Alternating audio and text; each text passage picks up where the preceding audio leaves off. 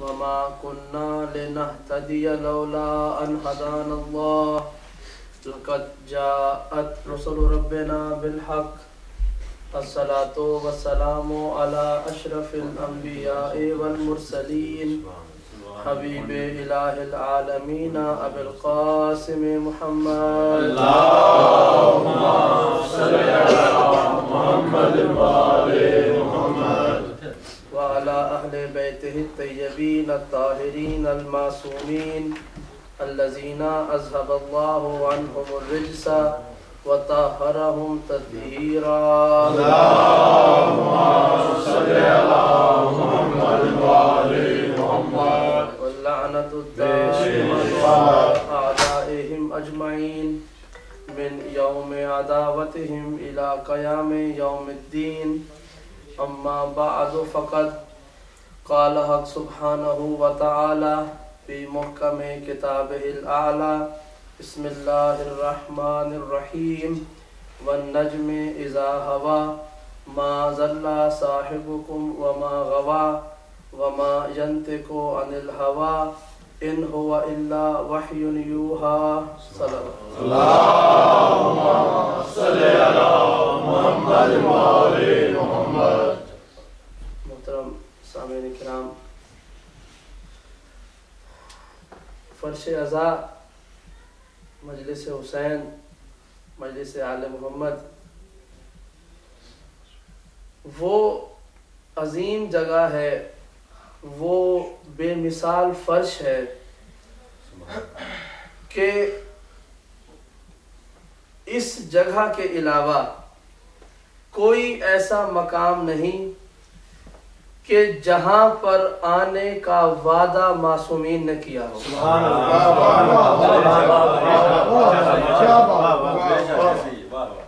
یہاں تک کہ خانہ کعبہ میں کہ جو ہر صاحب عبادت کا مرکز عبادت اور قبلہ ہے، وہاں پر بھی یہ وعدہ نہیں ہے کہ جب بھی کوئی اس طرف نماز پڑھے گا یا حج کا موسم ہوگا یا کوئی طواف کرنے جائے گا یا کوئی عمرہ کرنے جائے گا تو وہاں پر معصومین کھڑے ہوں گے۔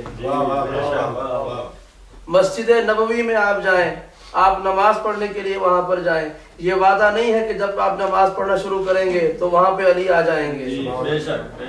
یہ واحد جگہ ہے فرش عزا، خواہ مشرق میں کوئی بچھائے یا مغرب میں کوئی بچھائے، کوئی پہاڑوں کے اوپر بچھائے، کوئی صحرا میں بچھا لے، کوئی اپنے گھر میں بچھا لے، کوئی مسجد میں بچھا لے، جہاں پر بھی فرش عزا بچھائی جائے گی، حسین کا وعدہ ہے کہ وہاں میں بھی آؤں گا، میری ماں بھی آئے گی۔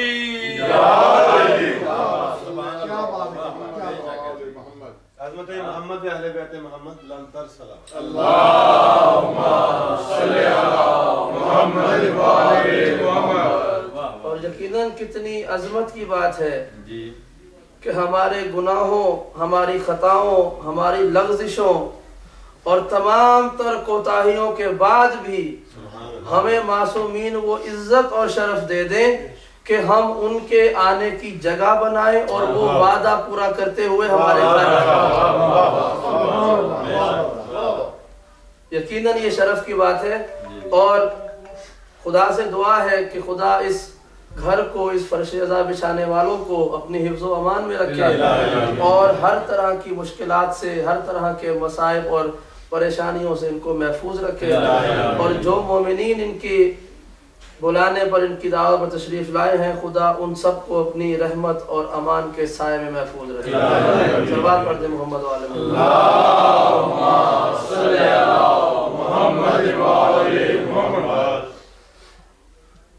خداوند کریم نے فرمایا کہ وَالنَّجْمِ إِذَا هَوَى، مجھے قسم ہے اس ستارے کی کہ جب وہ ٹوٹ کے گرا، مَا ضَلَّ صَاحِبُكُمْ وَمَا غَوَى، خبردار تمہارا نبی ہرگز نہ بھولتا ہے نہ گمراہ ہوتا ہے، وَمَا يَنْطِقُ عَنِ الْهَوَى، اور یہ اپنی مرضی سے کوئی کلام نہیں کرتا، ان ہوا الا وحی یوحا، سوائے اس کے کہ جو ہم اسے بولنے کا حکم دیتے ہیں۔ جو ہم اس پر وحی نازل کرتے ہیں اس کے علاوہ کچھ نہیں کہتا۔ یہ ہیں قرآن مجید کے الفاظ۔ فرمایا وَالنَّجْمِ إِذَا هَوَىٰ، مجھے قسم ہے ستارے کی کہ جب وہ ٹوٹ کے گرا۔ تمہارا نبی نہ کبھی گمراہ ہوتا ہے نہ کبھی کچھ بھولتا ہے۔ دیکھیے بڑی عجیب قسم ہے کہ اس ستارے کی قسم کہ جب وہ ٹوٹ کے گرا۔ اے خدا یہ کیا بات ہے، وہ ستارے جو آسمان پر باقی ہیں ان کی قسم کھا لے۔ وہ جو ہے نا، یعنی بے شمار ستارے آسمان پر باقی ہیں ان کی قسم کھا لی جاتی، نہیں کہا اس ستارے کی قسم کہ جو ٹوٹ کے گر گیا۔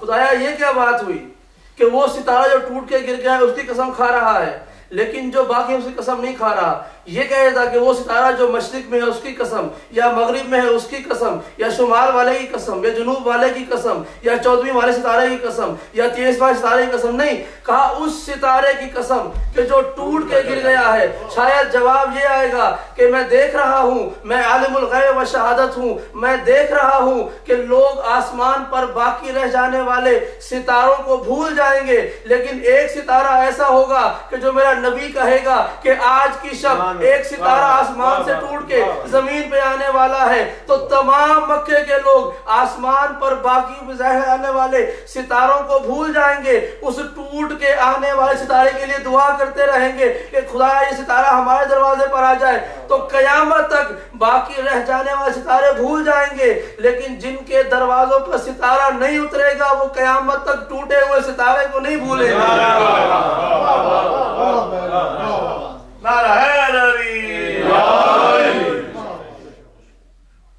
اللہ کے رسول نے کہا تھا کہ آج کی شب جس کے دروازے پہ ستارہ آ جائے گا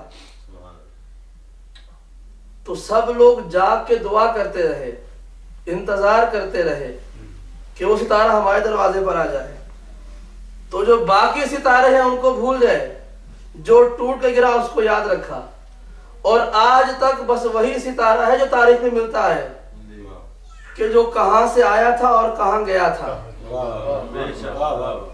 یہ دیکھیں اتنی عجیب و غریب قسم کھائی ہے ٹوٹے ہوئے ستارے کی، تو منفرد قسم کھا کر کوئی بڑی بات کرنی چاہیے تھی کہ قسم ہے ستارے کے ٹوٹنے کی کہ میں تمہارا پروردگار ہوں۔ لوگ کہتے ہیں کہ بہت عجیب قسم کھائی ہے، بہت بڑی بات منوا رہا ہے، توجہ ہے نا۔ یا کہہ دیتا کہ ستارے کی قسم جو ٹوٹ کے گرا محمد تمہارا رسول ہے، یا قرآن تمہاری لیے کتاب ہے، یا قیامت کا دن آنے والا ہے، یا فرشتے حق پر ہیں، یا انبیاء ما سبق حق پر ہیں۔ کوئی ایسی بات نہیں کی ہے، بڑی عجیب بات کی ہے کہ مجھے قسم ہے ستارے کے ٹوٹ کے گرنے کی کہ تمہارا نبی نہ کبھی کچھ بھولتا ہے نہ گمراہ ہوتا ہے۔ توجہ ہے نا کہ نہ یہ کچھ بھولتا ہے نہ گمراہ ہوتا ہے۔ خدایا یہ کیا بات ہے، تو کافروں سے بات کر لے کہ ستارہ ٹوٹ کے گر رہا ہے میں تمہارا پروردگار ہوں، تو مشرکوں سے بات کر لے کہ ستارہ ٹوٹ کے گر رہا ہے محمد نبی ہے، نہیں کسی سے بات نہیں کی، بلکہ عجیب بات کی ہے ما ضل صاحبکم وما غوا، تمہارا نبی نہ کچھ بھولتا ہے نہ گمراہ ہوتا ہے۔ یعنی خداوند کریم فرما رہا ہے کہ میری گفتگو یہاں پر نہ کافروں کے ساتھ ہے نہ مشرکوں کے ساتھ ہے، بلکہ میرا کلمہ پڑھنے والے، میرے رسول کا کلمہ پڑھنے والے مسلمانوں سے گفتگو کر رہا ہوں کہ مجھے قسم ہے ستارے کی کہ جب وہ ٹوٹ کے گرتا ہے محمد مصطفیٰ نہ گمراہ ہوتا ہے نہ وہ کچھ بھولتا ہے۔ کیوں؟ اس لیے کہ پروردگار کا علم دیکھ رہا تھا ایک زمانہ ایسا آنے والا ہے کہ یہی کلمہ پڑھنے کا دعویٰ کرنے والوں میں سے کوئی کہہ دے گا کہ محمد مصطفیٰ کو ہذیان ہو گیا ہے، یہ بھول گیا ہے۔ خداوند کریم نے قسم کھا کے بتا دی ہے کہ محمد مصطفیٰ نہ کوئی بھولتا ہے نہ گمراہ ہوتا ہے۔ جب خدا نے کہہ دیا ہے کہ محمد نہ بھولتا ہے نہ گمراہ ہوتا ہے اور قسم کھا رہا ہے، تو اس کے بعد بھی اگر کوئی مصطفیٰ پر ہذیان کا الزام لگا دے تو وہ مصطفیٰ پر نہیں پروردگار پر الزام لگا رہا ہے۔ سلوات پڑھ دیں محمد والے اللہم صلی علی محمد وآل محمد۔ کہ جب میں کہہ رہا ہوں وہ کچھ نہیں بھولتا، اور وما ینطق عن الہوا، یہ اپنی مرضی سے کوئی کلام نہیں کرتا، ان ہوا الا وحی یوحی، سوائے اس کے جو ہم اس پر وحی نازل کرتے ہیں۔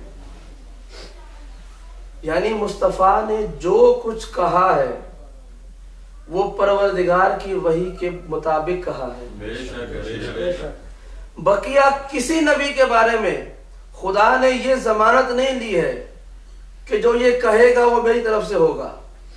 صرف ان کے عمل کی ضمانت دی ہے کہ وہ معصوم ہے، لہذا ان کا عمل معصوم ہے. مصطفیٰ کے عمل کو بھی معصوم بنایا ہے، آپ کے کلام کو بھی معصوم بنایا ہے کہ جو یہ کرتا ہے وہ بھی ہمارا حکم ہوتا ہے، جو یہ کہتا ہے وہ بھی ہمارا حکم ہوتا ہے. اور مجھے حیرت ہوتی ہے اس امت پر، اس قوم پر کہ سرور عالم نے 23 سال تک صبح دوپہر شام رات بار بار ایک عمل اس قوم کے سامنے کیا کہ انہیں نماز پڑھائی، انہیں نماز پڑھنا سکھائی. کوئی پہلے مسلمان ہوا ہو یا بعد میں ہوا ہو، جس نے سرور عالم کو دیکھا اس نے آپ کے پیچھے نماز پڑھی. 23 سال تک ایک قوم دن میں 5 مرتبہ مصطفیٰ کو ایک عمل کرتا دیکھتی تھی، لیکن جب مصطفیٰ پردہ فرمانے چلے گئے تو وہ قوم بھول گئی کہ اللہ اکبر کہنے کے بعد مصطفیٰ ہاتھ کھول لیتے تھے یا باندھ لیتے تھے. توجہ ہے نا؟ یعنی ایک عمل 23 سال تک صبح و شام دیکھ کر بھی یہ قوم بھول گئی کہ تکبیر کہنے کے بعد مصطفیٰ ہاتھ کھول لیتے تھے یا باندھ لیتے تھے. تو جس قوم کا حافظہ اتنا کمزور ہو کہ صبح و شام دیکھنے کے بعد بھی وہ یاد نہ رکھ سکے کہ ہاتھ کھولتے ہیں یا ہاتھ باندھتے ہیں، تو غدیر کے میدان میں مصطفیٰ اگر ہاتھ کیسے یاد رکھے؟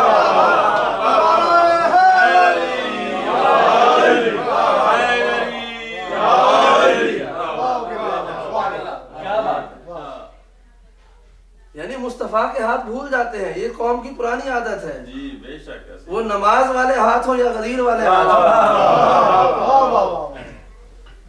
اور ابھی ایک گفتگو میں کر رہا تھا تو سلسلے میں آگے بڑھتے ہیں. خداوند کریم نے قرآن مجید میں قسمیں کھائی ہیں، جیسے بھی یہ قسم ہے آپ کے سامنے تلاوت کی، وَالنَّجْمِ إِذَا هَوَىٰ، مجھے قسم ہے اس ستارے کی، یعنی یہ قسم کھائی ہے. اور اس کے علاوہ قرآن مجید میں تقریباً 30-35 قسمیں اور کھائی ہیں. وَالتِّينِ وَالزَّيْتُونِ وَطُورِ سِينِينَ وَهَٰذَا الْبَلَدِ الْأَمِينَ، کہیں وَالشَّمْسِ وَضُحَاهَا وَالْقَمَرِ إِذَا تَلَاهَا. قسمیں خداوند کریم کھاتا جا رہا ہے. قسم کھانے کی ضرورت کب پیش آتی ہے؟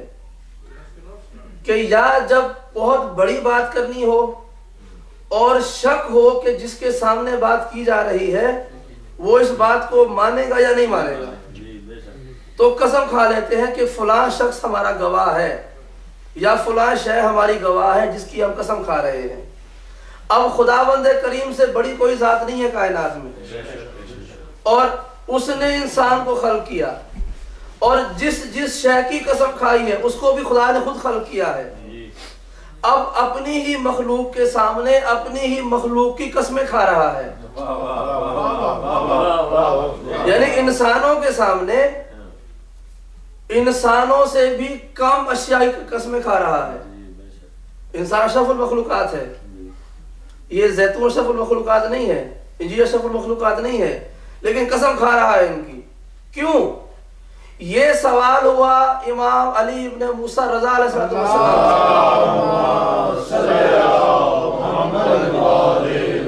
کہ اے مولا یہ کیا بات ہے کہ خدا قسم کھا رہا ہے اور اتنی ادنا چیز کی کہ زیتون کی قسم، انجیر کی قسم، یہ کیا بات ہوئی کہ انسان کے سامنے اشرف المخلوقات کے سامنے وہ خالق اکبر قسم کھا رہا ہے تو زیتون کی قسم کھا رہا ہے. امام نے مسکرائے کہا تم کیا سمجھتے ہو یہ زیتون تمہارے والا زیتون ہے؟ امام نے فرمایا خدا نے قرآن مجید میں جس شے کی قسم کھائی ہے اس کی نسبت ہم آل محمد سے ہوا کرتی ہے.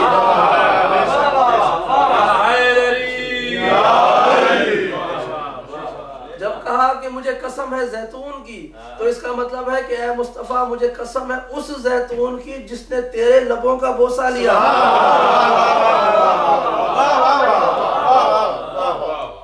یعنی جس شے کی نسبت آل محمد سے ہو گئی وہ اتنی بڑی ہو گئی کہ جو سب سے بڑا تھا وہ بھی اس کو گواہ بنا رہا تھا۔ یعنی جو سب سے بڑا ہے وہ ایک زیتون کو اتنا بڑا مرتبہ دیتا ہے کہ وہ مصطفیٰ کی زبان پہ آ جاتا ہے، تو پھر اس بڑے کی نظر میں وہ اتنا بڑا ہو جاتا ہے کہ رہتی دنیا تک قرآن میں اسی قسم کھا لیتا ہے۔ اور جس شے کی قسم کھائی ہے وہ آل محمد سے منسوب ہے۔ ابھی جناب یوسف کا واقعہ آپ سن رہے تھے ان کے حسن کے بارے میں، اور اس میں کوئی شک نہیں ہے کہ وہ بہت حسین تھے، بہت حسین تھے۔ اور اپنے زمانے میں کیا بعض روایات میں ہے کہ ہمارا عقیدہ نہیں ہے لیکن بعض روایات میں ہے کہ ہر زمانے کے حسین ترین انسان جو تھے جناب یوسف تھے، بہت حسین آدمی تھے۔ لیکن مجھے کوئی ایک روایت ایسی نہیں ملی جس میں کہا ہو کہ یوسف کا چہرہ دیکھنا عبادت ہے۔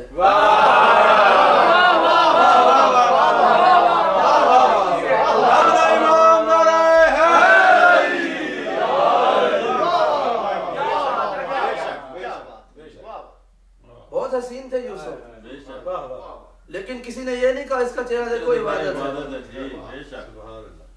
اور یہ شرف صرف ایک شخص کو ملا ہے،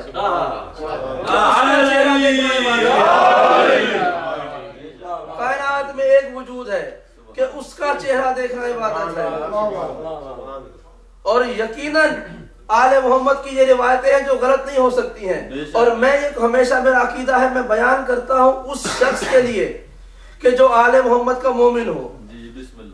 میں ابھی نجف فیشن میں بیٹھا ہوا تھا تو ایک شخص سے بات ہو رہی تھی زنجیر زنی اور کما زنی کے حوالے سے،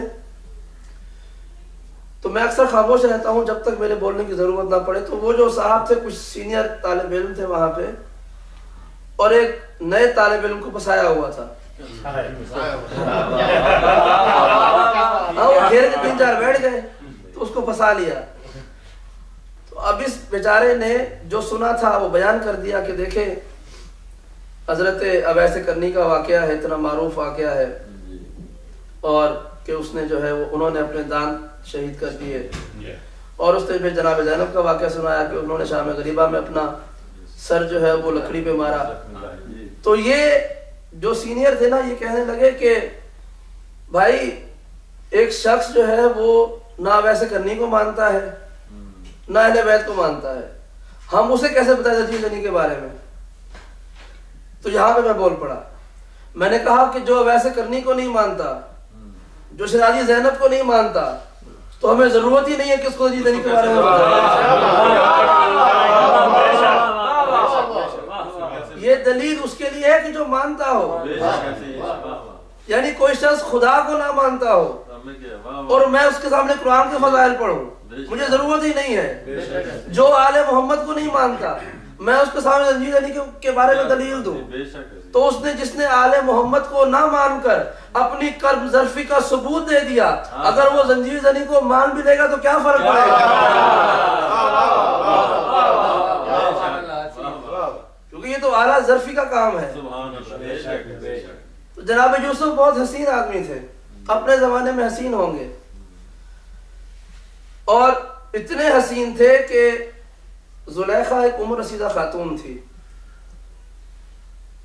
اور عورتوں میں جہاں بیٹھتی تھی جناب یوسف کا تذکرہ کرتی تھی کہ دیکھو بڑا حسین نوجوان ہے، مجھے اس سے محبت ہے، اور یہ باتیں خواتین میں کرتی تھی۔ تو کچھ عورتوں نے کہا کہ تم کہاں بادشاہ کی بیوی ہو، اتنی عمر ہے تمہاری، تم کہاں اس کے پیچھے لگی ہوئی ہو، وہ جیسا بھی ہوگا ہوگا۔ اس نے کہا اچھا میں تمہیں دکھاتی ہوں، تم اس کا حسن کا جلوہ دیکھو۔ تو یہ بڑا معروف واقعہ ہے، میں دوبارہ تبرکاً بیان کروں گی کہ نتیجہ دینا ہے کہ یہ ہاتھ میں چھری لو اور لیمو لو، جب وہ سامنے سے گزرے تو اس سے کچھ نہ کہنا، صرف یہ چھری سے یہ پھل کاٹ دینا۔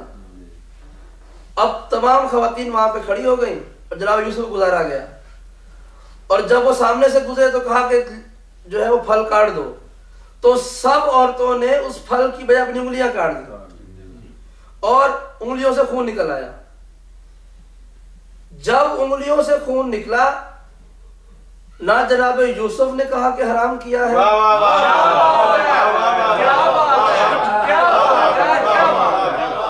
نہ جناب یوسف نے کہا حرام کیا ہے، نہ زلیخا نے کہا حرام کیا ہے، نہ پروردگار نے کہا حرام کیا ہے، بلکہ یہ عمل ایسا لگا خداوند کریم کو قرآن کا حصہ بنا دیا اور جناب یوسف کے فضائل میں لکھ دیا کہ وہ اتنے حسین تھے کہ عورتیں اپنے جذبات پر قابو نہ پا سکیں اور اپنے آپ کو زخمی کر لیا۔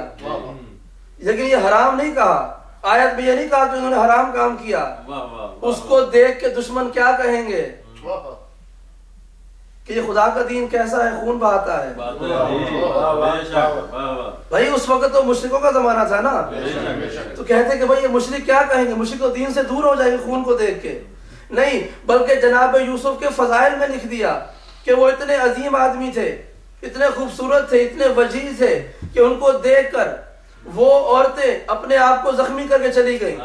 اس کا مطلب کیا ہے، انہوں نے کیوں زخمی کیا اپنے آپ کو، کہ وہ پہلی نظر میں ہی ایک مرتبہ جناب یوسف کو دیکھ کر ان پر اتنی فریفتہ ہو گئی تھی، ان پر اتنی عاشق ہو گئی تھی کہ انہوں نے اپنا خون بہا دیا اور معلوم نہیں ہوا انہیں کہ وہ کیا کر رہی ہیں۔ اور کسی خون بہانے والی نے بعد میں افسوس نہیں کیا کہ زلیخا تم نے یہ کیا کروا دیا، ہم زخمی ہو گئے۔ نہیں، جس نے بھی کہا وہ یہی کہا کہ خدا کی قسم وہ بہت خوبصورت نوجوان تھا، ہم نے زخمی کر لیا ہے، ہم خوش ہیں کہ ہم اس کو دیکھ رہے تھے اور احساس نہیں ہو رہا تھا کہ تکلیف کیا ہوتی ہے۔ دنیا والوں عجیب بات ہے، وہ عورتیں ایک مرتبہ اللہ کے نبی کو دیکھیں، اپنے آپ کو زخمی کر لیں تو خدا قرآن کی آیت بنا دیتا ہے۔ ہم بچپن سے اپنی ماؤں کی آغوش سے حسین حسین سنتے چلے آ رہے ہیں، حسین کے نام میں اپنا خون بہا دے تو حیرت کس لیے ہوتی ہے۔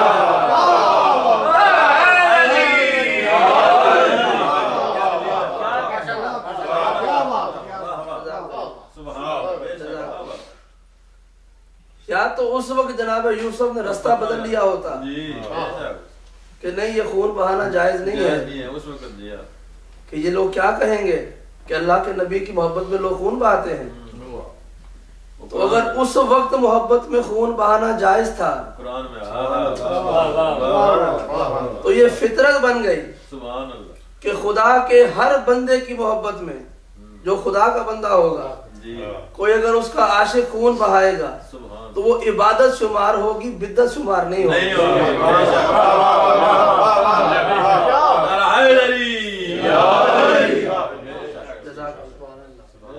اور ایک اور بات اس ضمن میں آ گئی ہے تو میں بیان کر دوں، وہ کہ آج کا موضوع بھی نہیں تھا، مناسبت بھی نہیں تھی، لیکن تبرکاً میں بیان کر رہا ہوں کہ ہمارے یہاں پاکستان میں، یورپ میں بھی، دنیا میں مختلف جگہوں پر اور خاص طور پر کربلا معلیٰ میں وہ خاک شفا جو ہے وہ پائی جاتی ہے کہ جو روز عاشور عصر کے وقت خون بن جاتی ہے، وہ تسبیح ہے، کوئی پتھر اس میں سے خون جاری ہو جاتا ہے۔ میں نے پاکستان میں ایک شخص کو دیکھا کہ جلوس میں وہ تسبیح لے کے آ گیا، میں مصائب پڑھ رہا تھا اور میرے بالکل ساتھ کھڑا ہوا تسبیح کی زیارت کروا رہا تھا۔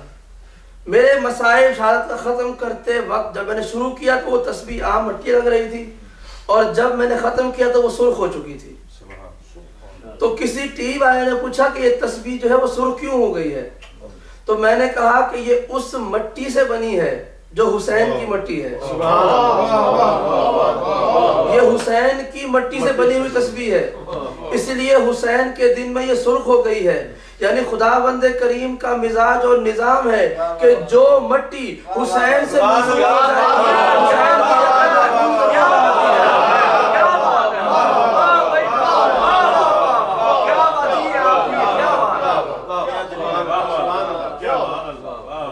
تو اب جو خون کا پرسہ کرتا ہے وہ ثبوت دیتا ہے کہ وہ سقیفہ کی مٹی سے نہیں کربلا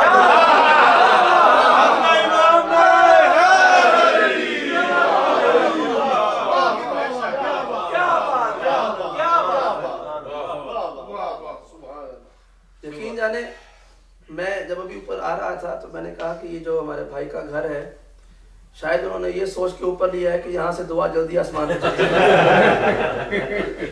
میں سیڑھیاں چڑھ رہا تھا اور ختم ہی نہیں ہو رہی، لیکن آپ حضرات سے گفتگو کر کے یہ کچھ دیر میں ہی وہ ساری تھکن دور ہو گئی۔ صلوات پڑھتے ہیں، کل والا برقع نہیں ہے۔ تو جناب یوسف کا واقعہ بیان کر رہا تھا، تو ان کا قرآن مجید میں کال ملتا ہے۔ اپنے والد جناب یعقوب سے کہا کہ یا ابتا انی ارا فی المنام 11 کوكبا والشمس والقمر لی ساجدین۔ اے بابا میں نے خواب دیکھا ہے کہ 11 ستارے، ایک سورج اور ایک چاند مجھے سجدہ کر رہے ہیں۔ لیکن اس کمرے میں بھی گھڑی نہیں ہے اور میرے پاس بھی گھڑی نہیں ہے، تو یا تو کوئی شخص مجھے بتا دے کہ کب ختم کرنا ہے، تو تاکہ میں اس بیان کو اس کے ساتھ ساتھ سمیٹتا رہوں کہ اے بابا میں نے خواب دیکھا ہے کہ 11 ستارے، ایک سورج اور ایک چاند مجھے سجدہ کر رہے ہیں۔ تو جناب یعقوب کے جو اللہ کے نبی ہیں کہا کہ بیٹے خواب کی تعبیر یہ ہے کہ تمہارے 11 بھائی ہیں جو ستارے ہیں، تمہارے والد سورج ہیں اور تمہاری ماں چاند ہے، یہ سب لوگ تمہیں سجدہ کر رہے ہیں۔ سجدے کا مطلب یہ ہے کہ ایک دن یہ سب تمہاری بادشاہت میں آئیں گے، لیکن میرے بیٹے یہ خواب کسی کو بتانا نہیں ہے۔ خواب کی تعبیر بتا دی، کہا یہ خواب کسی کو بتانا نہیں ہے، کیوں کہ بھائی پسند نہیں کریں گے۔ تو اب قرآن مجید کا مزاج کیا ہو گیا اس آیت کی روشنی میں کہ نبی کے بھائی کو ستارہ کہا جاتا ہے، نبی کے والد کو سورج اور نبی کی والدہ کو چاند۔ یہ قرآن مجید کے الفاظ ہیں، اور یہ میں بھی دوبارہ یہ بات کہہ رہا ہوں کہ یہ گفتگو ان لوگوں سے ہے کہ جو آل محمد کے ماننے والے ہیں۔ میں غیروں سے گفتگو تب کرتا ہوں کہ جب کہیں آل محمد کا دفاع کرنا ہو، ورنہ خدا کی قسم کسی آل محمد کے مومن کا یہ معیار ہی نہیں ہے کہ وہ کسی ایسے شخص سے ہم کلام ہو جائے کہ جو آل محمد کو نہ مانتا ہو۔ عشق حیدر میں یہ لازم ہے فنا ہو جاؤ، عشق حیدر میں یہ لازم ہے فنا ہو جاؤ، اس سے کم عشق نہیں عشق کی رسوائی ہے۔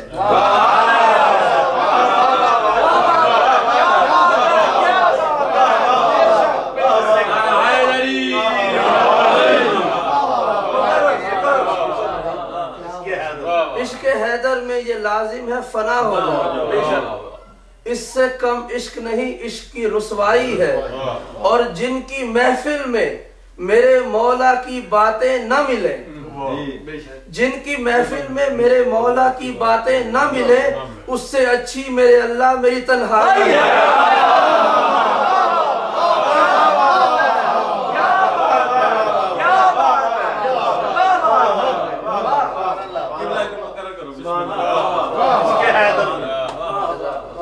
عشق حیدر میں یہ لازم ہے فنا ہو جاؤ، اس سے کم عشق نہیں عشق کی رسوائی ہے، اور جن کی محفل میں میرے مولا کی باتیں نہ ملیں، اس سے اچھی میرے اللہ میری تنہائی ہے۔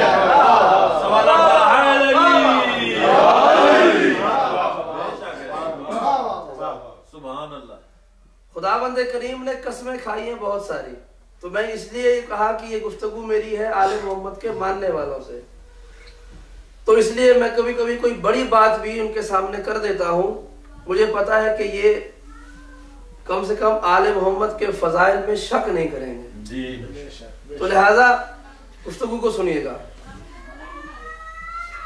ابھی میں نے کہا قرآن مجید کا مزاج ہے کہ سورج کہتے ہیں نبی کے والد کو، چاند قرآن کی زبان میں کہتے ہیں نبی کی والدہ کو، اور جناب یوسف کا واقعہ گواہ ہے۔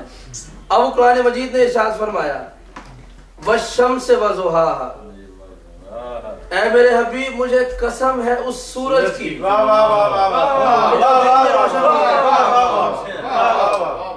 یعنی مجھے قسم ہے اے نبی تمہارے والد عبداللہ کی، سبحان اللہ سبحان اللہ، والقمر اذا تلاها، اور مجھے قسم ہے اس چاند کی کہ جو رات میں چاندنی بکھیرتا ہے. اے حبیب مجھے قسم ہے تیری عظیم ماں آمنہ کی. وَالنَّهَارِ إِذَا جَلَّاهَا مجھے قسم ہے اس دن کی جس کی روشنی میں تو سفر کرتا ہے. اب جملہ سنیے گا. ایک روایت ہے کہ پوچھا گیا کہ اللہ کے رسول نے تو 63 برس اس ظاہری زندگی میں دنیا کے سامنے گزارے ہیں، تو یہ دن سے مراد کون سا دن ہے کہ جس کے بارے میں پروردگار کہہ رہا ہے کہ مجھے قسم ہے اس دن کی؟ تو امام نے جواب دیا یہاں دن سے مراد یہ روشنی والا دن نہیں ہے، بلکہ یہاں دن سے مراد جناب ابو طالب کی ذات ہے. مجھے قسم ہے ابو طالب کی کہ جس نے تجھے اپنی باہوں کی آغوش میں لے لیا.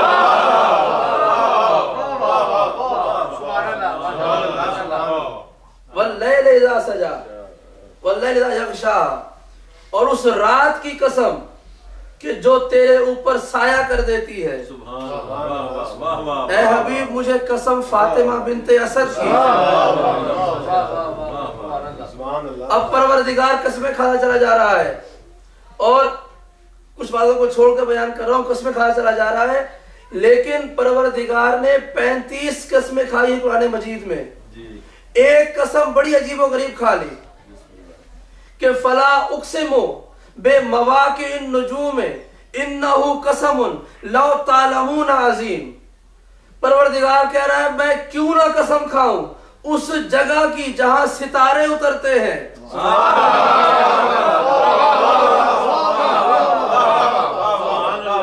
سورہ واقعہ کی ایک معروف آیت ہے وَلَا أُقْسِمُ بِمَوَاقِعِ النُّجُومِ إِنَّهُ قَسَمٌ لَوْ تَعْلَمُونَ عَظِيمٌ. میں کیوں نہ قسم کھاؤں اس جگہ کی جہاں ستارے اترتے ہیں. اور یہاں تک بات نہیں روکی، کہا إِنَّهُ قَسَمٌ لَوْ تَعْلَمُونَ عَظِيمٌ. دنیا والو اگر تم علم رکھتے ہو تو جان لو آج تک سب سے بڑی قسم ہی یہی ہے جو میں نے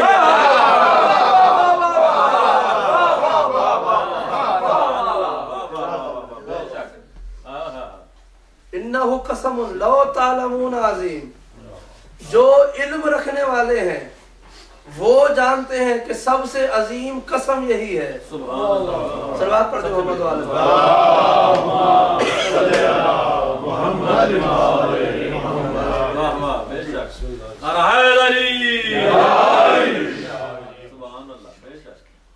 دیر سے آئے ہیں اچھے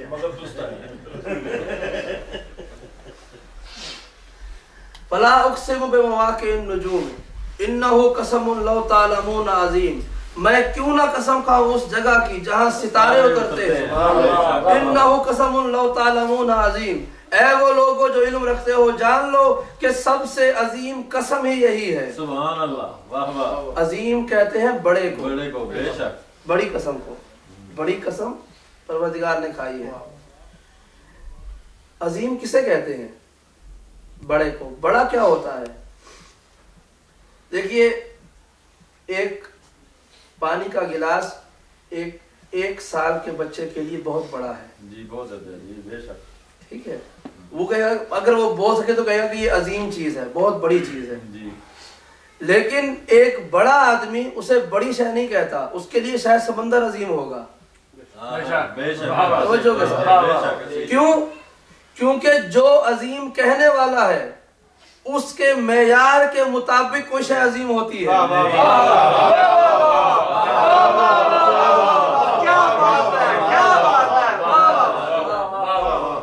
جو جتنا بڑا معیار رکھے گا، جو جتنے بڑے ظرف کا مالک ہوگا، اس کے سامنے عظمت کا معیار بڑھتا چلا جائے گا.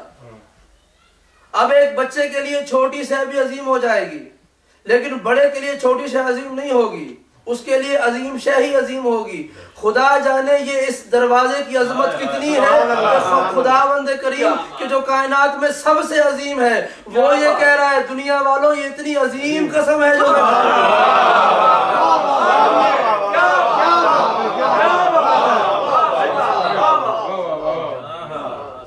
خدا جانے کتنی عظمت ہے اس جگہ کی جہاں ستارے اترتے ہیں کہ وہ رب عظیم بھی اس کو عظیم کہہ رہا ہے. انہو قسم لو تعلمون عظیم، اگر تم عظمت رکھتے، اگر تم علم رکھتے ہو تو سب سے عظیم قسم یہی ہے۔ کون سی؟ کہ جہاں پر ستارے اترتے ہیں اور روئے زمین پر کائنات میں صرف ایک جگہ ایسی ہے جہاں ستارے اترتے ہیں، صرف ایک جگہ ایسی ہے۔ نہ کوئی دعویٰ کر سکا ہے، نہ کوئی ثبوت لا سکا ہے، نہ کوئی تاریخ بتا سکی ہے کہ سوائے در زہرا کے ستارہ کہیں اترا ہو۔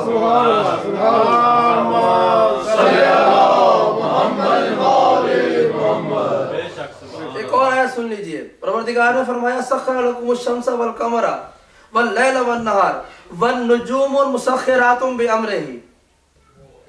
اے میرے حبیب، میں نے سورج کو تمہارے مسخر کر دیا، چاند کو تمہارا مسخر کر دیا، دن اور رات کو تمہارے لیے تسخیر کر دیا، والنجوم مسخرات بامرہ، لیکن ستارے پروردگار کے امر کے مسخر ہوتے ہیں۔ بھائی سمجھدار کے لیے کافی ہے۔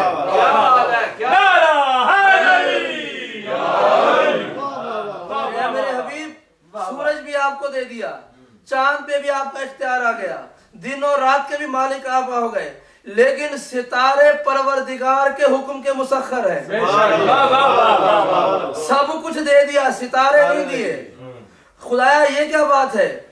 تو نے سورج بھی دے دیا جو ستاروں سے بڑا ہے، چاند بھی دے دیا جو ستاروں سے بڑے ہیں، دن اور رات بھی دے دی جو ستاروں سے بڑے ہیں، تو نے سب کچھ دے دیا، ستارے اپنے پاس کیوں رکھ لیے؟ شاید جواب آئے گا تعجب کی بات نہیں ہے، اس لیے کہ کل کو ستارہ زمین پر اتارنا ہے۔ اگر ستارہ بھی مصطفیٰ کے تابع ہو جائے تو کم صرف لوگ کہیں گے کہ اپنی مرضی تھی اس لیے ابھی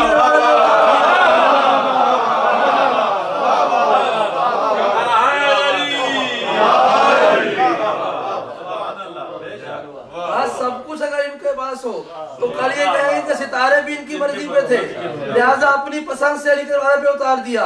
نہیں، سب کچھ آپ کو دے دوں گا، جو شے علی کو دینی ہے وہ میں اپنے ہاتھ میں رکھوں گا۔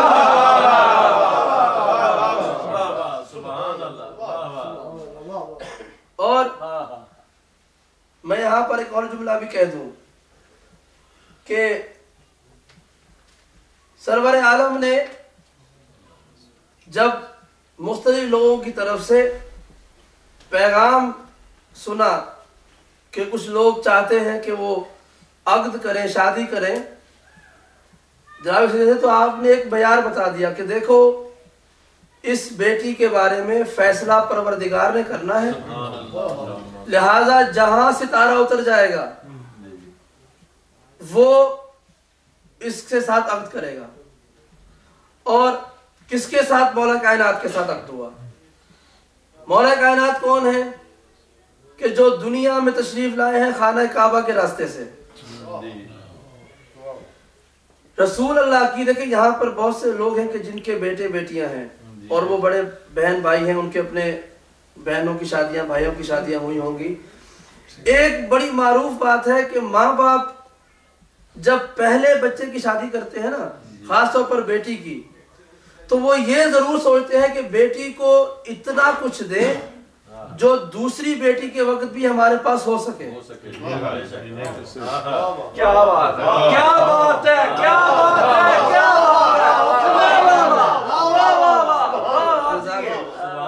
ورنہ لوگ کہیں کہ یہ کیا بات ہوئی، ایک کو اتنا کچھ دے رہے ہیں، ایک کو خالی ہاتھ بھیج رہے ہیں۔ تو مجھے نہیں پتا لوگ کتنی بیٹیاں مانتے ہیں، وہ ان کو ماننے دے، وہ 4 مانے یا 400 مانے۔ میں کہتا ہوں میں بھی 400 مان لوں گا، لیکن شرط یہ ہے کہ یہ دکھاؤ 400 کے رشتہ داروں کے گھر ستارہ بھی اترا ہو۔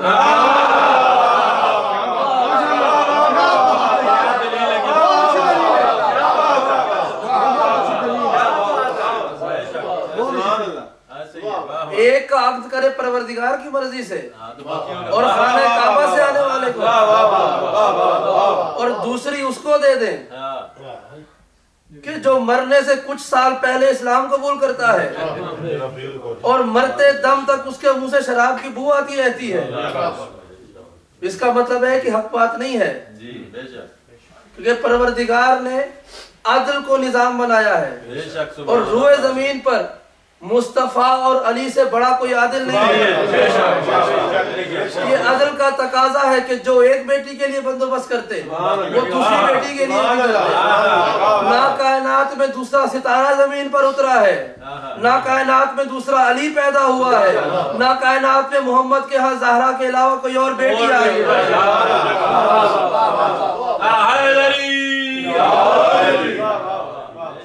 بس آخری بات کر رہا ہوں کہ کہا قسمیں کھا رہا تھا یہاں تک کہہ دیا کہ یہ جو قسم کھائی ہے یہ سب سے عظیم قسم ہے۔ پروردگار یہ کیا بات ہے کہ تو نے ایک دروازے کی قسم کھا کر اسے عظیم قسم کہہ دیا۔ سبحان اللہ، توجہ کے ساتھ جی بسم اللہ۔ یعنی قسمیں کھا رہا ہے یہاں تک کہ خود سرور عالم کی قسم بھی کھائی ہے۔ اور قرآن مجید میں ایک لفظ ہے تاللہ۔ تاللہ شرعی قسم جب کھائی جاتی ہے تو اس میں کہا جاتا ہے کہ اللہ کی قسم۔ شرعی قسم میں ایک لفظ ہے تاللہ، واللہ باللہ ثم تاللہ، کہ میرے ہر کام میں صرف اور صرف اللہ گواہ ہے۔ پروردگار نے اپنی قسم کھائی ہے، عظیم نہیں کہا۔ اپنی قسم کھائی ہے، عظیم نہیں کہا۔ مصطفیٰ کی قسم کھائی ہے، عظیم نہیں کہا۔ چاند ستاروں کی قسم کھائی ہے، عظیم نہیں کہا۔ مختلف قسمیں کھائی ہیں، عظیم نہیں کہا۔ صرف ایک قسم کو عظیم کہا ہے کہ جو در زہرا ہے جب اس کی قسم کھائی ہے تو اس کو عظیم کہہ دیا ہے۔ کیوں عظیم کہا ہے؟ اس کا جواب بڑا آسان تھا، لیکن دنیا نے اس طرح سوچا نہیں ہے کہ آخر اس دروازے کی عظمت کیا ہے کہ پروردگار اس کی قسم کھا کے اس کو عظیم کہہ رہا ہے۔ ہم نے آیت پڑھی ہے قرآن مجید کی سب سے مشہور آیت، جو شیعہ سنی ماننے والا نہ ماننے والا سب پڑھتے ہیں، ان اللہ و ملائکتہ یصلون علی النبی اللہم صلی علی محمد وآل محمد یا ایھا الذین آمنوا صلوا علیہ وسلموا تسلیما، کہ اے دنیا والو اللہ اور اس کے فرشتے مصطفیٰ پر درود بھیجتے ہیں، تو جو بھی ایمان لائے ہو تم پر واجب ہے کہ مصطفیٰ پہ درود بھیجو، وسلموا تسلیما، اور اسے جھک جھک کے سلام کرو۔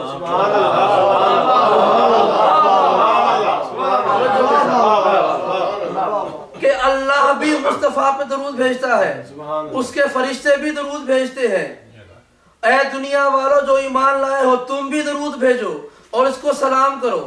تو اب جو چیز پروردگار کی مومن ہے، یا ایھا الذین آمنوا، جو ایمان لائے ہو وہ مصطفیٰ کو سلام کرو، یعنی خدا بند کریم مصطفیٰ کو سلام کرے، فرشتے مصطفیٰ کو سلام کرے، ہر صاحب ایمان مصطفیٰ کو سلام کرے۔ تو جو صاحب ایمان مصطفیٰ کو سلام کر رہا تھا، پروردگار نے قسم کھائی ہے، عظیم نہیں کہا۔ یہ واحد دروازہ ہے کہ جہاں پروردگار کا سلام لے کر، فرشتوں کا سلام لے کر، تمام مومنین کا سلام لے کر جب مصطفیٰ صبح کی نماز کے لیے گھر سے نکلتے تھے، اس دروازے پر آ کہتے تھے السلام علیکم یا اہل بیت نبوت، آپ پر سلام ہو۔ یعنی اللہ سمیت ساری کائنات مصطفیٰ کو سلام کرتی ہے اور مصطفیٰ در زہرا میں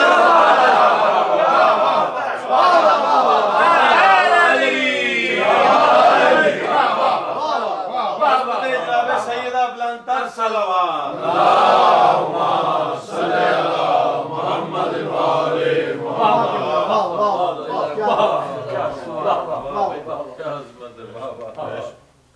یعنی ساری دنیا خدا سمیت مصطفیٰ کو سلام کرے اور مصطفیٰ در زہرا پہ سلام کرے۔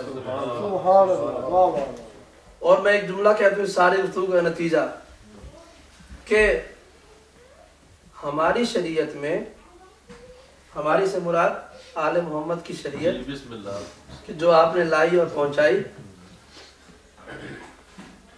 سلام کرنا مستحب ہے، جواب دینا واجب ہے۔ سلام کرنا مستحب ہے۔ میں کمرے میں داخل ہوا، دو لوگ بیٹھے ہوئے تھے، یہ مستحب ہے کہ میں سلام کروں یا نہ کروں، کروں گا ثواب ہوگا، نہیں کروں گا تو گناہ نہیں ہے۔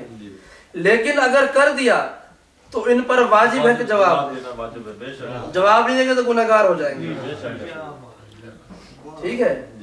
ہماری شریعت میں سلام کرنا مستحب ہے، جواب دینا واجب ہے.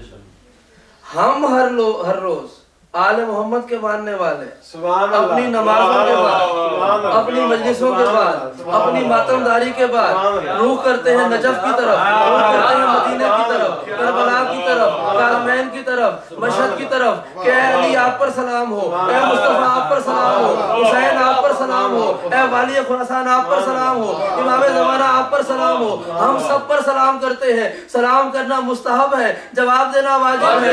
خدا بند کریم نے اس قوم کو کیا عظمت دے دی ہے کہ خدا جن کو سلام کرتا ہے یہ وہ اہل بیت کی ہستیاں ہیں کہ جو اپنے ماننے والوں کے سلام کا جواب دے دی.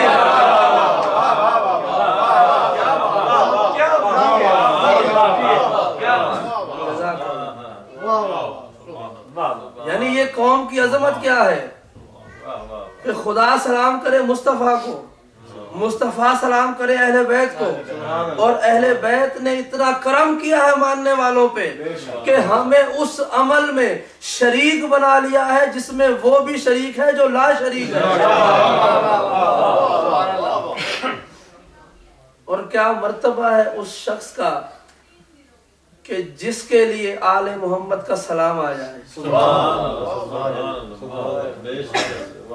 اور دیکھیے میں کل بھی کہہ رہا تھا، آج دوبارہ میں اس بات کو اعادہ کر دوں کہ ہمارے علم میں، ہمارے عقیدے میں، ہمارے الفاظ میں زبانیں ہماری اتنی کمزور ہیں کہ ہم آل محمد کی حقیقت بیان نہیں کر سکتے. مجھے شرعی قسم جو میں نے ابھی لفظ کچھ دیر پہلے دہرائے تھے کہ ہم میں انسانوں میں کوئی ایسا نہیں ہے جو یہ دعویٰ کر سکے کہ میں نے آل محمد کو مکمل طور پر جان لیا ہے یا ان کے فضائل مکمل طور پہ جان لیے. جو یہ کہے گا وہ جھوٹ کہے گا. تو لہٰذا ہماری زبانیں بڑی محدود ہیں. اس لیے میں کہا کرتا ہوں کہ اکثر یہ سوال ہوتا ہے کہ یہ ہستیاں ان کے بارے میں کیا کہنا چاہیے کہ یہ پیدا ہوئے ہیں یا ظہور کرتے ہیں یا نازل ہوتے ہیں. میں نے کہا کہ ان الفاظ کی بحث سے یہ ہستیاں بہت بلند ہیں. یہ ہستیاں ان الفاظ کی بحث سے بہت بلند ہیں. یہ راز ہے جو یہ جانتے ہیں یا وہ جانتا ہے. لہذا کوئی بھی لفظ کہہ دے فرق نہیں پڑتا. فرق پڑتا ہے عقیدے سے کہ ہم مانتے کیا ہیں. کہنے سے کچھ کہتے فرق نہیں پڑتا. ابھی ایک سوال اور اس کا جواب دے کے میں گفتگو تمام کرتا ہوں. ہم ہر روز زیارت میں جب آخری امام کی زیارت پڑھتے ہیں تو ایک جملہ کہتے ہیں، السلام علیکہ یا خلیفۃ الرحمن، السلام علیکہ یا دافع الظلم والعدوان، السلام علیکہ یا شریک القرآن. چاہے کوئی خوش عقیدہ ہو یا کوئی بد عقیدہ ہو، یا وہ صرف نماز پڑھنے والا ہو یا نماز اور ماتم دونوں کرنے والا ہو، جو بھی ہو وہ زیارت کے آخر میں یہ لفظ ضرور کہتا ہے، السلام علیکہ یا شریک القرآن، اے قرآن کے جیسے آپ پر سلام ہو، اے قرآن کے شریک آپ پر سلام ہو، اے وہ جو قرآن کے شریک ہو. شریک کہتے ہیں برابر والے کو، جو ایک جیسا ہو. ہم زیارت پڑھتے ہیں کہ ہم کہتے ہیں کہ آپ پر سلام ہو، آپ قرآن جیسے ہیں. تو اب جو کوئی بحث کرنا چاہے عقیدے کی، لفظوں کی نہیں، جو عقیدے کی بحث کرنا چاہے اسے کہنا کہ یہ زیارت پڑھو، اور جب یہ جملہ کہنا کہ السلام علیکم یا شریک القرآن، تو اس سے پوچھے نا قرآن پیدا ہوتا ہے یا نازل ہوتا ہے.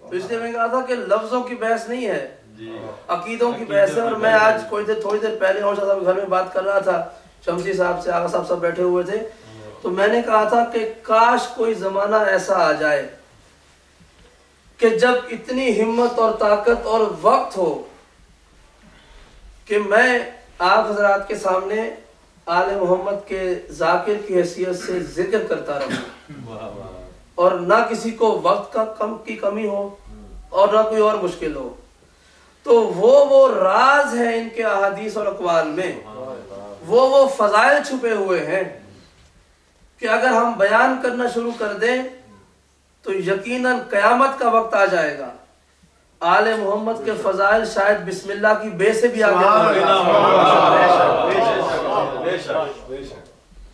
یہ وہ ہستیاں ہیں۔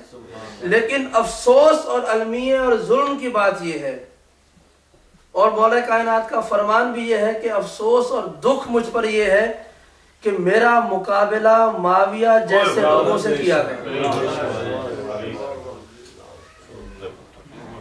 کہ میرا مقابلہ اس سے کیا گیا، تقابل کیا گیا کہ علی ایسا ہے اور وہ ایسا ہے۔ کہاں زمین کی گہرائی میں گندگی میں پڑنے والے نجس جانور، اور کہاں سدرۃ المنتہا سے آگے خدا کے نور سے خلق ہونے والی شخصیت، کہاں اندھیروں میں پرورش پانے والوں کی اولادیں، کہاں خدا کے نور سے خلق ہونے والی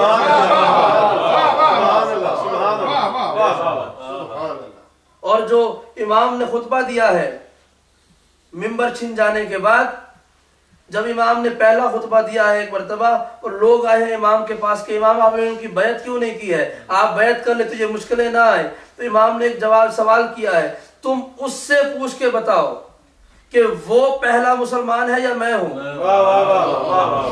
وہ قرآن زیادہ جانتا ہے یا میں جانتا ہوں، وہ قریب مصطفیٰ ہے یا میں قریب مصطفیٰ ہوں، وہ پروردگار کے رازوں کا حامل ہے یا میں رازوں کا حامل ہوں، وہ قرآن کی تفسیر سے واقف ہے یا میں واقف ہوں، خداوند کریم کے علوم کا وہ حامل ہے یا میں حامل ہوں، کائنات کے راز وہ جانتا ہے یا میں جانتا ہوں۔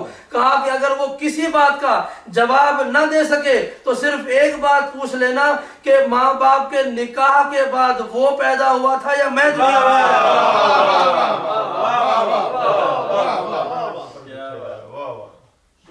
امام نے فرمایا ہرگز تقابل نہیں ہو سکتا ایک اس مخلوق کا کہ جو نجاست میں گھری ہوئی ہو، اور کہاں وہ مخلوق کے جن کی محبت بھی نجس جنوں کو پاک کر دیتی ہے۔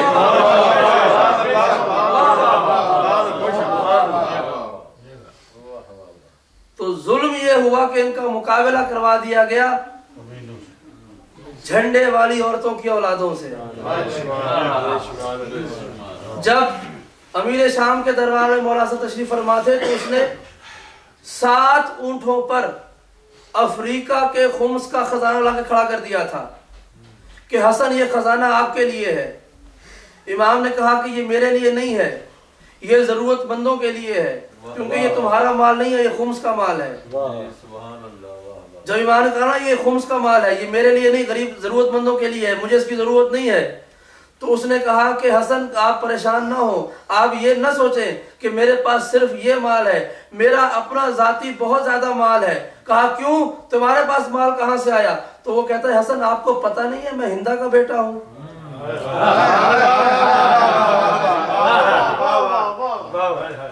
حسن آپ جانتے نہیں ہیں میں ہندا کا بیٹا ہوں، میرا اپنا ذاتی خزانہ بہت زیادہ ہے، میرے پاس خود بہت زیادہ مال ہے۔ جب کہا نا کہ میں ہندا کا بیٹا ہوں، اپنا خزانہ بہت سارا ہے، تو وہ جو 7 اونٹ آئے ہوئے تھے نا، تو امام نے کہا کہ ان کی مہاریں کھول دو، ان کو آزاد کر دو، یہ جہاں جہاں چلے جائیں ان کو جانے دو۔ کہا کہ نہیں حسن جب تک آپ اس کی لگام نہیں پکڑیں گے میں آزاد نہیں کروں گا۔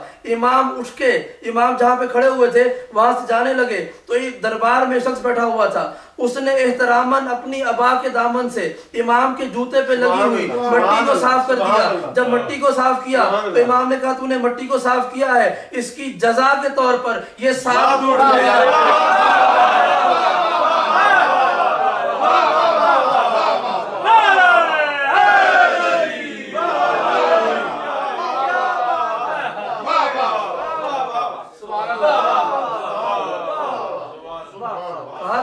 لے شام کا درباری ہونے کے باوجود मेरा ये एहतराम किया है कि अपनी अबा के दामन से मेरे जूतों की मट्टी हटाई है, जा ये 7 ऊंट तेरी उजरत हो गई, तेरा इनाम हो गया, ले जा। अमीर शाम तेल मिला गया। हसन ये क्या कर रहे हैं? सिर्फ जूते पर मट्टी हटाने की जजा ये सारा खजाना दे रहे हैं। इमाम ने कहा तुझे पता नहीं है मैं फातिमा का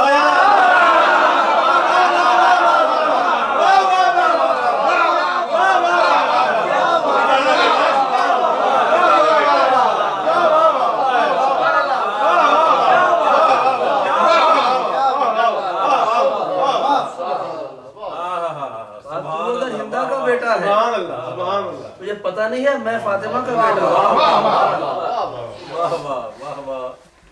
तो इस अजमत के बाद, ये मर्तबा रखने के बाद, सुभान अल्लाह, अब भी दुनिया अगर हसन और माविया के बारे में ये अकीदा रखे कि ये एक जैसे हैं, ये भाई भाई, जो कि बसीदों में लिखा हुआ है ना, अली माविया भाई भाई, हसन माविया भाई भाई, तो मैंने कहा कि बेशक अली और माविया भाई भाई होंगे, लेकिन ये अली हमारे वाले अली नहीं है, ये हसन हमारे वाले हसन नहीं है। क्योंकि अली के बारे में अल्लाह के रसूल ने कहा था कि अली तू दुनिया और आखिरत में मेरा भाई है।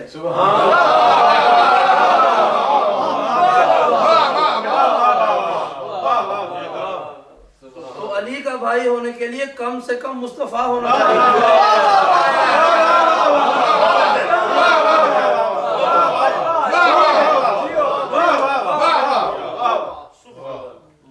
भाई होने के लिए कम से कम होना चाहिए। अमीर शाम की हैसियत क्या है?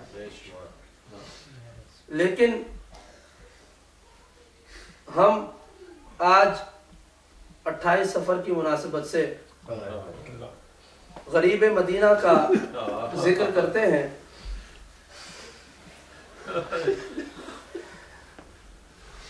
परदेश में किसी पर कोई तकलीफ आ जाए, कोई जुल्म हो जाए,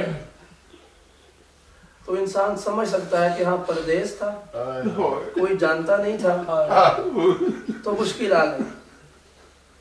लेकिन अपने वतन में, अपने घर में, अपनी गलियों में अगर कोई मुश्किलों में घिर जाए तो ये बड़ी तकलीफ की बात होती है। ये वही मदीने की गलियां थी कि जहां अल्लाह के रसूल हसन को कांधे पे बिठाकर कभी इस गली ले जाते थे, कभी उस गली ले जाते थे, और दुनिया के सामने ऐलान करते कि देखो ये हसन है, ये हुसैन है। इन्हीं गलियों में हसन और हुसैन रसूल के कंधों पे सवार होकर मदीने में चला करते थे। और यही वो दिन था और यही गलियां थी मदीने की, और यही हसन थे कि जहर मिलने के बाद कभी उस दीवार का सहारा लेते हैं, कभी उस दीवार का सहारा लेते हैं, और आँख करके कहते हैं कि ए बाबा, ए नाना, आज एक दफा फिर तेरी उम्मत ने मुझे जहर दे दिया, आज फिर मुझे जहर मिल गया है। अज़ादारों, आज शहादत आप सुन चुके हैं, और 2 जुमलों में 2 जनाजों का फर्क बताना है। 2 जनाजों का फर्क 2 जुमलों में। एक जनाजा अपने देश में था, एक परदेश में था।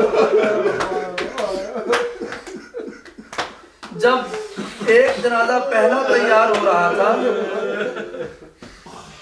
तो शहादत से कुछ देर पहले एक तरफ बहनें खड़ी हुई थी, एक तरफ बच्चे खड़े हुए थे, एक तरफ भाई मौजूद था, दूसरी तरफ आपके चाहने वाले मौजूद थे। कोई गिरिया कर रहा था, कोई मातम कर रहा था, कोई रो रहा था, कोई वसीयतें लिख रहा था। और दूसरी तरफ ये था कि जब दूसरी बारी आई तो करबला का मैदान था। शहादत से कुछ देर पहले एक दफा दाएं देखते हैं, एक दफा बाएं देखते हैं, दाएं और बाएं देखकर हसरत से उंगली मुंह में डालकर मदीने को देख के कहते हैं हल में नासिर। अली अकबर तुम कहाँ चले गए, अब्बास तुम कहाँ चले गए, औनो मोहम्मद तुम कहाँ चले गए, हबीब तुम कहाँ चले गए। एक जरा जब मदीने उठ रहा था तो बहनें दरवाजे तक विदा करने के लिए आई थी, और जब दूसरा जनाजा करबला में तैयार हुआ तो बहनें दरवाजे तक तो नहीं आ सकी। तारीख कहती है 70 कदम के फासले पर एक बहन खड़ी इल्तिजा जरूर कर रही थी कि शिब्र खंजर ना चला, ये वो गर्दन है जिस पे रसूल को ज़िंदा करते थे। अदादारों एक जुमला सुनेंगे, ये जनाजा जब घर से चला है तो इस पे तीर लगे थे, एक जनाजे पे तीर लगे थे। एक रावी कहता है कि जब यजीद ने दरबार शाम में पूछा शिमर से कि ये बताओ जब तुम हुसैन को ज़िबा कर रहे थे तो क्या मंजर था। अब जुमला सुनोगे, वो कहता है कि यजीद जब मैं हुसैन की पुश्ते गर्दन पर खंजर के वार कर रहा था तो मैं क्या देखा, मेरी आंखों के सामने अंधेरा छा गया। उस अंधेरे में एक बुर्का पोश बीवी आई, कभी अपना एक बाजू आगे कर देती थी, कभी दूसरा बाजू आगे कर देती थी। शिमर इस बाजू पे खंजर मारे, हुसैन को कुछ ना करे।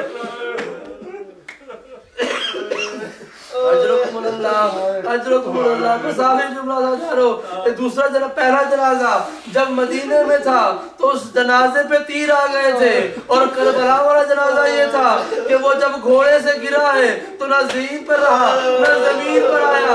मेरे 12वें इमाम कहते हैं मेरा सलाम करबला के उस शहीद पर कि जिसका जनाजा तीरों ने अपने सर पे उठाया हुआ था।